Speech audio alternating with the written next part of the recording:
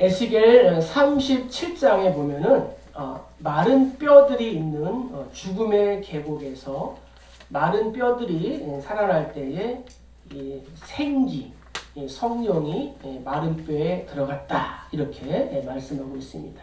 그 마른 뼈에 들어간 것이 생기, 성령이라는 거죠. 오늘 말씀을 통해서 나의 삶에 다시 한번 이 성령의 생기가 충만하기를 간절히 소망합니다. 아멘. 그래서 다시 살아나고 소송되고 회복되는 은혜가 있기를 간절히 소망합니다. 아멘. 성령은 우리 신앙생활의 전부요 핵심입니다. 성도는 이 성령의 은혜를 반드시 체험해야 할 그러한 중요한 과정이라는 거죠. 오늘 기도하신 권사님처럼 다시 한번 이 땅에 우리 교회에 우리 개인의 성령의 바람이 불어오고 또 은혜의 강물이 흘러 넘치는 그러한 역사가 있기를 간절히 소망합니다. 그래야지 내가 살고 또 우리가 살고 공동체가 바로 서기 때문입니다. 자, 그렇다면 성령은 언제 오시는 걸까요? 성령은 어떻게 우리 가운데에 임하시는 걸까요? 사도행전에 처음 오신 이 성령은 그냥 임하는 것이 아니었습니다. 성령이 오시는 때를 우리에게 알려주십니다. 그래서 오늘 하나님의 큰 일을 경험하기 앞서서 본문의 말씀을 통하여 우리는 성령이 어떻게 오시는가에 대하여 한번 살펴보고 은혜를 받기를 원합니다. 자, 먼저 1절을 다시 한번 읽겠습니다. 오순절 날이 이미 이르매 그들이 다 같이 한 곳에 모였더니 아멘. 오늘 성경에 보니까 한 곳에 모였다라고 성경은 말씀하고 있습니다. 오순절은 유대인의 3대 절기 중에 하나였습니다. 특별히 6월절 첫 안식일이 되는 날부터 50일째 되는 날, 처음 익은 곡식을 하나님께 드리는 날, 그래서 오순절을 다른 말로 맥추절이다 이렇게 말씀드릴 수가 있습니다. 자, 이날에 12명의 사도를 비롯한 120명의 제자들이 한 곳에 모였습니다.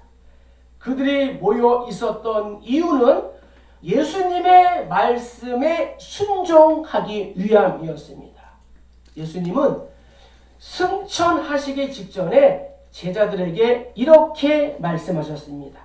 얘들아, 예루살렘을 떠나지 말고 내게서 들은 바 아버지께서 약속하신 것을 기다려라. 아버지께서 약속하신 것은 바로 보혜사 성령님이었습니다. 예수께서 승천하실 때에 약속한 성령님의 임재하기를 바라며 한 곳에 모였고 간절하게 기도했습니다. 모두가 한 마음을 부었습니다. 하나님께서도 요엘 2장 28절에서 내 영을 만민에게 부어줄 것이다 라고 말씀하셨습니다. 그리고 예수님의 승천 후 오순절이 되었을 때에 약속하신 성령이 임하신 줄로 믿습니다.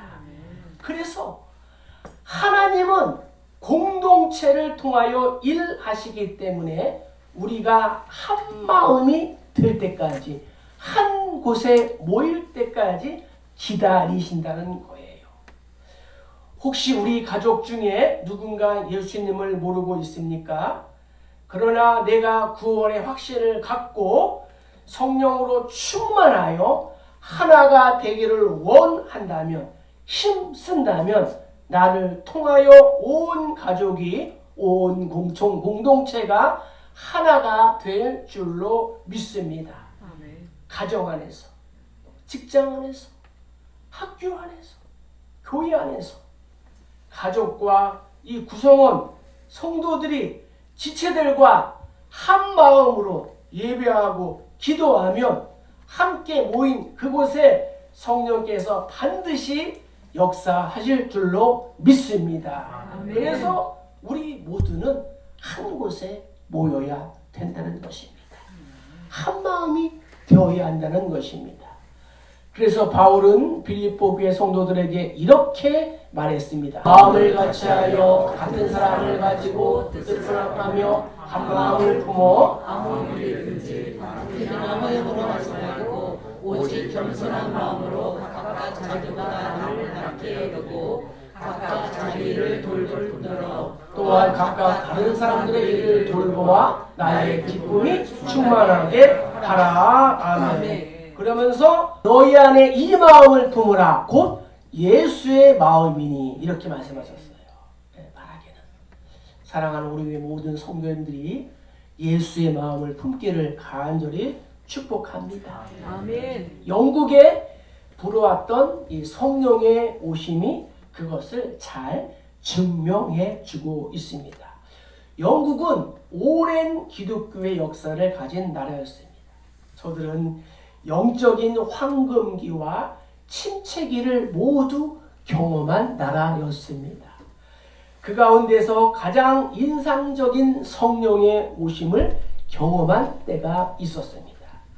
1904년 영국 웨일즈의 조그만 지방에 일어난 성령의 바람이 있었습니다. 당시 영국에 임했던 성령의 바람은 영국인 지도자, 영국인 리더십에 의하여 일어난 사건이 아니었습니다. 대도시에 있는 큰 교회에서 시작된 운동이 아니었습니다. 그 일은 광부의 아들로 태어난 이반 로버츠라는 한 청년으로부터 시작이 되었습니다. 그는 광부의 아들로 출생한 평범한 신앙인이었습니다. 그러나 그는 가난한 생활 속에서도 철저히 하나님을 의지하는 신앙으로 성령의 은혜를 애타게 기다리며 살던 청년이었습니다. 그러던 어느 날 그가 다니던 교회의 성도들이 한 마음으로 한 곳에 모였을 때에 자신의 삶을 간증하는 기회를 갖게 되었습니다. 그리고 바로 그때에 성령의 바람이 불어왔습니다. 당시 그의 간증을 들은 성도들은 모두 불같은 성령의 은혜를 체험하게 되었습니다. 마치 그것은 오순절과 같은 성령이 그곳에 오신 것이었습니다. 그러자 모두가 한 마음으로 뜨겁게 기도하며 통곡하며 회개하게 되었고 서로 부둥켜 안고 울며 웃으며 춤을 추게 되었습니다. 그렇게 성령의 은혜를 받았고 성령의 불길이 삽시간에 전국으로 퍼져나가게 되었습니다. 이처럼 성령은 옛날이나 지금이나 한 곳에 모여 성령을 사모하는 자에게 임하신다는 것입니다. 잠언 기자는 이렇게 고백합니다. 나를 사랑하는 자들이 나의 사랑을 입으며 나를 간절히 찾는 자가 나를 만날 것이니라. 아멘. 하나님을 사랑하고 하나님을 간절하게 찾아야 될 줄로 믿습니다. 아멘. 성령을 기다리고 성령의 강력한 역사를 사모해야 될 줄로 믿습니다. 사모하게 되면 관심이 생기고 사모하면 한 곳에 모이게 되고 사모하면 방법과 길이 뚜렷하게 보이게 되는 것입니다. 오늘 이 시대에도 내 삶에도 우리의 공동체에도 성령이 임하시도록 한 곳에 모여 예배하면서 다시 한번 성령의 충만함을 성령의 이 충분함을 사모하는 우리 모두 다 되기를 주의 이름으로 간절히 축복합니다. 아멘. 한 곳에 모여야 된다는 거예요. 두 번째, 하나님의 큰 일을 경험하기 위해서 성경 2절과 3절 읽겠습니다. 호련히 하늘로부터 급하고 강한 바람 같은 소리가 있어 그들이 앉은 온 집에 가득하며 마치 불의 연처럼 갈라지는 것들이 그들에게 모여 사사람에 하나씩 임하여 이르더니. 아멘. 하나님의 성령은 기도하는 곳에 임한다는 것입니다. 그래서 우리 모두가 기도하는 곳에 있어야 된다는 것입니다. 사도행전에 임한 이 성령의 오심은 성도들이 이 성령을 강력하게 간절하게 사모하여 함께 모인 그곳에서 시작되었지만 궁극적으로는 그들이 온 마음을 다한 기도의 결과였다라고 말씀드릴 수가 있습니다. 사도행전 1장 14절을 보면요, 여자들과 예수의 어머니 마리아와 예수의 아우들과 더불어 마음을 같이하여 오로지 기도에 힘써더라, 이렇게 성경은 기록하고 있습니다. 여기에서 오로지이란 말은 오직이라는 말이에요.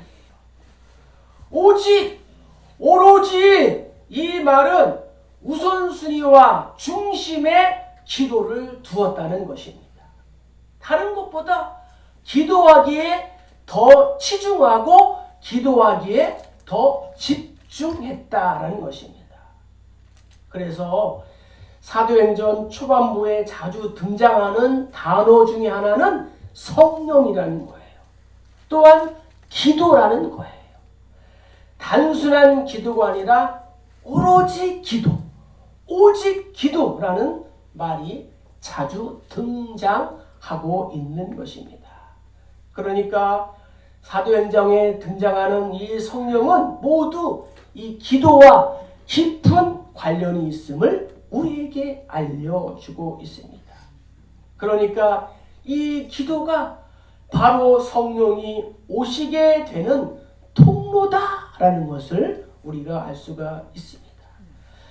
120명의 성도들이 마음을 같이하여 한 곳에 모여 기도에 전념하고 경건에 힘쓰고 성령을 기다리며 부르짖을 때에 성령이 오셨습니다. 바로 그렇게 기도에 전념했다는 거예요. 오직 기도했고 기도가 우선순위고 기도가 중심이었고 기도보다 앞선 것은 없었습니다. 바라기는 사랑하는 우리 모든 성도님들이 말씀보다 앞서지 않고 성령보다 앞서지 않고 기도보다 앞서지 않는 우리 모두 다 되시길 주의 이름으로 축복합니다. 아멘. 이처럼 그들이 간절히 기도에 힘쓰되 오직 기도, 철저한 기도를 했을 때에 성령이 그들에게 바람과 같이 강림하셨다라고 성경은 말씀하고 있습니다. 예수님은 제자들에게 늘 이렇게 말씀하셨습니다. 얘들아, 기도 외에 다른 것으로는 이러한 것들이 나갈 수 없느니라 말씀하셨다는 거죠. 예수님은 우리의 신앙과 이 삶의 기도를 우선순위로 또 강력한 해법으로 하나님의 처방으로 하늘의 문이 열리는 통로로 우리에게 말씀하셨다는 것입니다. 그래서 기도는 우리의 신앙의 본질이며 하나님과 교제하는 우선순위인 줄로 믿습니다. 아멘. 그래서 우리가 기도를 빼놓고는 다른 것에 집중할 수가 없는 것입니다. 기도는 하늘의 문이 열리는 통로입니다. 믿음의 선진들이 경험한 이 하늘 문은 모두가 기도할 때에 열려지게 된 줄로 믿습니다. 아멘. 주께서 말씀하셨습니다. 이곳에 내 눈과 귀와 이름과 내 마음이 있으니 이곳에서 기도할 때에 내가 너희의 기도를 듣고 하늘의 문을 열어 주리라. 할렐루야. 바라기는 다시 한번 이 기도가 우리의 삶에 일어나는 크고 작은 모든 문제의 해답의 열쇠인 줄로 믿습니다. 아침의 기도는 하늘의 아름다운 보고를 여는 열쇠요, 저녁의 기도는 우리를 하나님의 안전한 품으로 들어가게 하는 자물쇠이다. 아멘. 아침의 시작을 우리가 기도로 시작하고 하루의 마무리를 기도로 마무리하는 우리 모두 되기를 주의 이름으로 축복합니다. 우리가 문제와 난관으로 장벽과 막힘으로 답답할 때 기도를 통하여 시원한 답을 얻고 고민과 어려움 속에서도 평안을 누려야 할 줄로 믿습니다. 기도 외에 다른 곳으로 되는 것이 없다는 거예요. 전도하기 위해서도 먼저 기도해야 되고 사역을 하기 전에도 우리가 기도해야 되고 일하기 전에 공부하기 전에 하루의 일과를 시작하기 전에 우리가 기도로 하나님과 교제하고 하나님과 대화하기를 주의 이름으로 축복합니다. 이 오순절은 이스라엘의 3대 절기 중에 하나로 이스라엘이 출애굽한 것을 기념하는 6월절 이후 50일째 되는 날이라고 말씀드렸습니다. 이날에 지중해 전 세계에 흩어져 있던 디아스포라 유대인들이 예루살렘에 순례를 합니다. 예루살렘에 올라옵니다.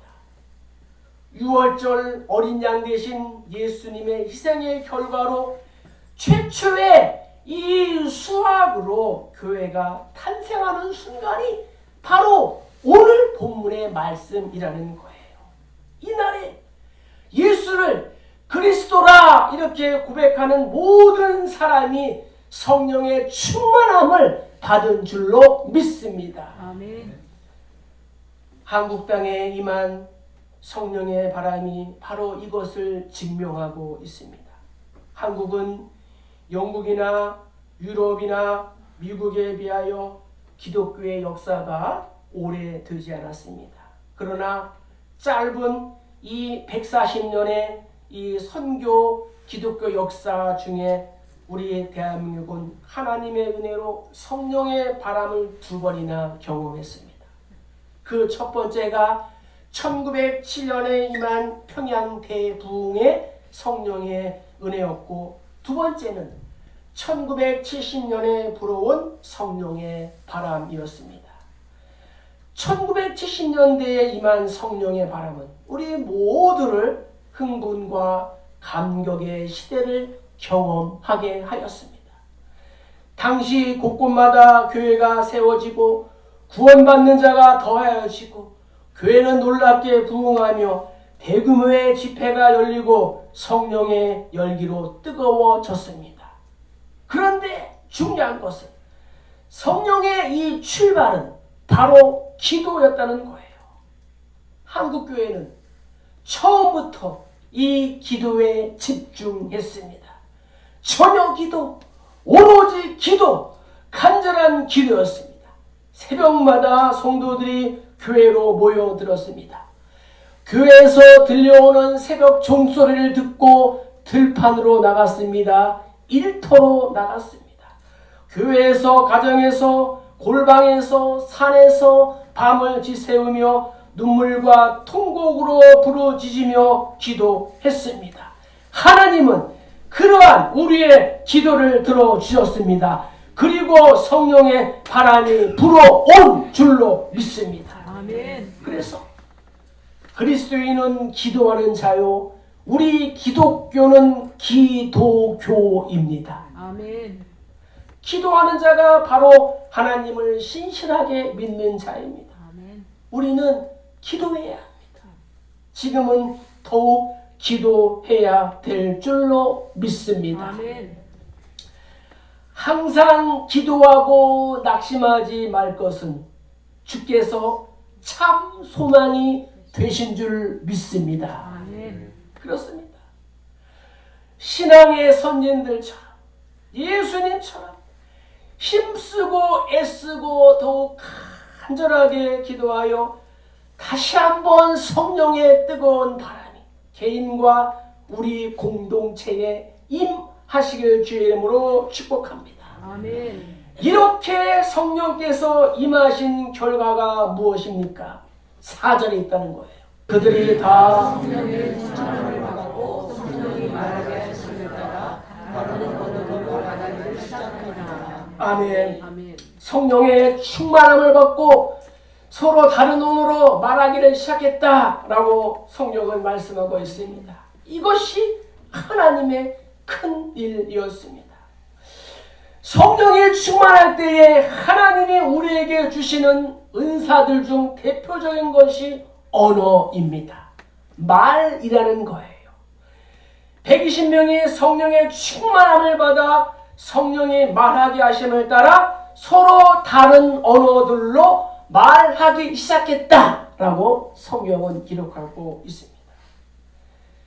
인간들의 이 교만으로 흩어지는 창세기 11장에 이 바벨탑 사건으로 언어가 혼잡해졌지만, 언어가 흩어졌지만 오순절 성령 강림을 통하여 이 바벨탑의 저주가 끊어지게 된 줄로 믿습니다. 아멘. 하나님께서 언어, 이 말을 통하여 사람을 하나로 연결시키고 모든 사람에게 하나님의 말씀을 듣게 하셨습니다. 성령이 역사하시는 곳에는 진정한 문화의 장벽도, 우리의 고향의 장벽도, 개성의 장벽도, 물질의 장벽도 무너지게 되는 줄로 믿습니다. 아멘. 성령의 능력은 인간이 쌓은 이 바벨탑의 이 장벽도 넘게 하셨다는 거예요. 성령이 임한 사람의 언어는 사랑의 언어로 다른 사람들을 따뜻하게 해주고 감동시키며 정결하게 하는 특징을 가지고 있습니다. 우리가 새벽에 민수기를 나누고 있습니다. 모세가 구스 여자를 취하였더니 그 구스 여자를 취하였으므로 미리암과 아론이 모세를 비방하니라. 아멘. 여기에서 모세가 잘못을 일단 했습니다. 자, 그러나 오늘 성경 보면은 모세의 잘못을 비방한 것은 이유를 분문하고 하나님이 세우신 이 질서를 무시하는 도전이라는 거예요. 자, 모세를 비방하니라, 이 말의 언어의 뜻은 모세를 비방하는 선봉에 미리암이 앞장섰다는 것입니다. 자, 구약에서, 성경에서 여성의 이름이 남성의 이름 앞에 기록되는 일은 극히 드문 일이었습니다. 특히 대제사장인 이 아론의 앞에 여인의 이름이 기록되었다 하는 것은 그 자체로 유의미한 것입니다. 오늘 성경은 미리암과 아론이 모세를 비방하니라. 아론과 모세 앞에 미리암의 이름이 있습니다. 그러니까 모세를 비방하는 선봉에 미리암이 앞장섰다는 것입니다. 모세가 이방 여인을 아내로 맞은 것에 대해서는 충분한 의문을 제기할 수가 있습니다. 그러나 이 모세 앞에 미리암과 아론이 보인 태도는 질문이 아니라 비방이었다는 거예요. 오늘 성경에 기록되어 있지 않습니까? 비방하니라. 아무리 정당한 일로 시작했다 할지라도 자신도 모르게 이 교만의 덫에 빠져 공동체의 질서를 해치는 것이 우리 연약한 인간의 모습, 현실이라는 것을 우리에게 알려주고 있습니다. 더 나아가서 하나님이 세우신 이 권위에 도전하게 된다는 것입니다. 자, 하나님은 그러한 미리암과 아론을 꾸짖었습니다. 그리고 그 벌로 미리암은 문둥병에 걸리게 되었습니다. 물론 모세의 이 기도로 미리암이 문둥병에서 회복되었지만 성도는 언제나 하나님의 통치를 받으며 세우신 공동체의 질서 안에 머물러 있어야 한다라는 것을 우리에게 말씀해 주고 있습니다. 그래서 성령이 임하면 언어의 생활부터 달라지게 되는 것입니다.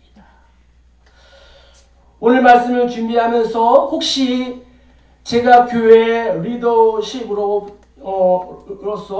여러분에게 또 상처 주거나 힘들게 했던 그러한 일들이 있으면 용서해 주시기 바랍니다. 그리고 우리 모두도 오늘 말씀을 통하여 세워주는 말, 살리는 말, 격려해주는 말, 아멘으로 화답하는 말을 하시기를 간절히 축복합니다. 아멘. 성경에는 예수 그리스도는 오직 아니요 아니요 하지 않고 예만 했다라고 성경이 기록하고 있습니다. 바라기는 정말 은쟁반에 아우러새긴 옥구슬처럼 상대방을 존중하고 배려하는 이러한 마음, 이러한 언어를 주시도록 우리가 기도해야 될 줄로 믿습니다. 아멘. 바라기는 하나님 우리에게 입술의 지혜를 주셔서 아름다운 말, 주변 사람들을 행복하게 하는 말, 세워주는 말, 비판이나 불평하기보다는 칭찬과 격려하는 이 언어를 오늘부터 다시 사용하는 우리 모두 다 되시기를 주의 이름으로 간절히 축복합니다. 아멘. 그래요. 누군가를 따뜻하게, 누군가에게 감동시키고 정결해주는 그러한 언어 생활을 해야 된다는 거죠. 아멘. 자, 이렇게 오순절 성령 강림으로 사람들이 자기의 지역의 언어로 하나님을 찬양하는 이러한 말을 듣게 되었어요. 그러자 어떠한 사람들은 뭐라 그래요? 하나님의 큰 일을 말함을 듣는다 이렇게 말하고 있습니다. 그레데인과 아라비아인들아 우리가 다 우리의 각 언어로 하나님의 큰 일을 말함을 듣는도다 하고 아멘. 우리 주변에 있는 사람들이 모두가 우리를 통하여서 야 하나님이 큰 일을 하시는구나 이거를 듣는다는 거예요. 바라기는 2023년도 하나님의 큰 일을 경험한 우리에게 2024년 새해에도 하나님의 큰 일을 주변에 있는 사람들이 경험하는 축복이 있기를 간절히 소망합니다. 아멘. 반면에 또 이런 사람이 있다는 거예요. 오늘 성경에 보니까 뭐라 그래요? 어떤 이들은 제자들이 세술에 취하였다고 조롱합니다. 13절에 보니까 또 어떠한 이들은 조롱하며 이르되 그들이 세술에 취하였다 하더라 이렇게 말하고 있어요. 성령을 받지 못한 사람들이 제자들의 모습을 도무지 이해할 수 없어서 표나를 하고 있습니다. 우리가 성령의 충만함으로 사랑의 언어를 구사해도 사람을 살리고 세워줘도 한 성령, 한 언어가 아닌 사람에게는 우리가 조롱을 받을 수가 있다는 거예요.